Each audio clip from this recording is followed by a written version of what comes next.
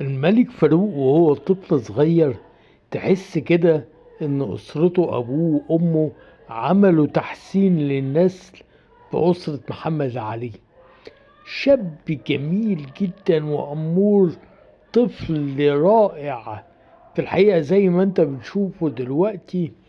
وكانوا في الحقيقة بيلبسوه لبس الملكي، وتحس كده ان هو حد قائم بذاته وحاجة هايلة في الحقيقة.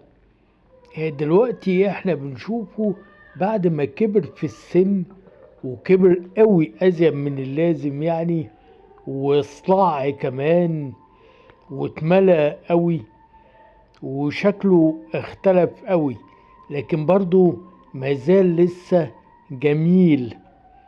في الحقيقة الملك فاروق هو علامة من علامات مصر التاريخية اللي احنا ما نقدرش ننساها. كان معكم المؤرخ أحمد كمالي، وإلى اللقاء في حكاية أخرى.